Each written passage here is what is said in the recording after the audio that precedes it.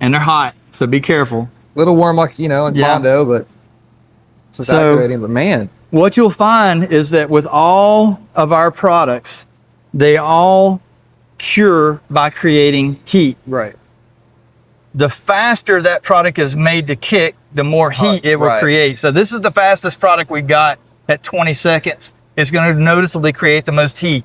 One of the slower products that we have is going to be our impact resistant adhesive. So where this was 20 seconds, this is going to be about, 6 to 8 hours, right? Wow.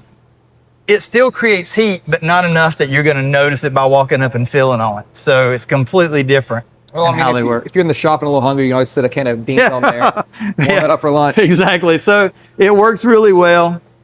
And like I said, when you talk about all the adhesives and everything, we have a 20, which is this one. We have a 50, which is our more popular item. Yeah. It comes in clear. You get some time to kind of set it around before you do. And keep in mind, everything that we have is based off of 70 degrees. Right. So in the paint world, we always refer to this as what we call the 15-degree rule. So if it sets in 1 minute at 70 degrees, if it's every 15 degrees hotter you go, take that 1 minute and cut it in half. Okay. For every 15 degrees colder you go, take that 1 minute and you double it. So that's the way it is with paint. Right. That's the way it is with adhesives. They all follow generally that same pattern, if you will.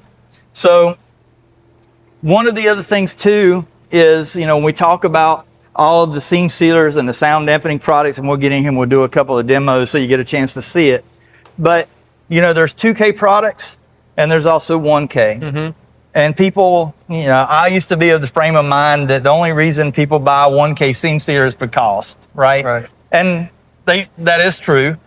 You're talking quite a bit of difference between the price of the cartridges, but there is differences in what you can do with one versus the other. So if I were working on a commercial truck where you started, or if I were working on an RV and I needed to seam seal the drip rail of that RV, you're talking about a 30 or 40 foot run of seam seal. Right. So a 2K product, and we did these probably a couple of months ago. So this is 2K. And with a 2K, it never gets brittle. It's always going to be completely flexible. You can tie it up in a knot. It's not going to shrink. But the one thing that you can, and so the same thing goes for a 1K. This is a 1K seam sealer, completely flexible. You can tie it up in a knot, okay? Here is what you can't do. So stretch the 2K. There's not a lot of stretch there, but that 1K is like a rubber band. Oh yeah. So that roof on that RV, every time you get it in the sun, that whole thing expands and contracts. And a 2K seam sealer is not going to be able to handle that expansion and contraction. Flexibility wise, it'll handle it, but not length wise, it won't. So that's why a 1K has an advantage in the commercial industry to be able to handle that. Now, the downside is that a 1K seam sealer is certainly going to be slower because it's a 24-hour dry time versus these are going to be done in 10 minutes. So they're much faster, but that is the biggest difference of where you can use one or the other. How long of a strip would you recommend for 2K to 1K?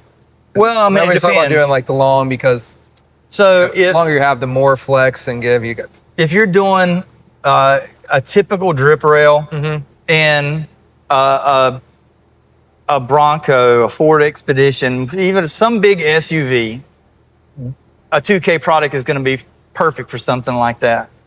But anything longer than that, when you start getting into the marine industry, the industrial industry, the commercial truck industry, where you have long, let's say something more than, 12 foot long, that's when you need to start looking at it. And is it an exposed piece? Is it a roof that has a lot of flex? All of that kind of plays into what we would typically recommend. But in most automotive applications, you're going to use a 2K is going to be acceptable, no problem. So just like with your paint and any other product, you want to research the conditions this product's going to be used in and figure out what's best. It might be the cheaper product, it might be the more expensive product. Right. So And like I said, and at that point, you're not even really looking at the price of it because it's more about the physical property of where you're putting it. Right. So, like I said, if it were something that's going to be in that longer range, I probably would look at a 1K seam sealer. Absolutely. I mean, it's like any bridge joint you see. Yep. Heat and contraction, and that gap. And that's the biggest difference. So, you know, between all of them, that is the main difference that you're looking at. Now, the one other thing that you do have with a 1K that a 2K doesn't, a 2K seam sealer is not going to have the UV stability. So you can't put it on the outer layer. You have to paint it. Okay. So if it's exposed. On a 1K, they absolutely have UV stability. So there you can put them on the top surface. They're going to continue to have their color to them. They're not going to, you know, get brittle. They're not going to die down in the color. It's going to have that stability for you.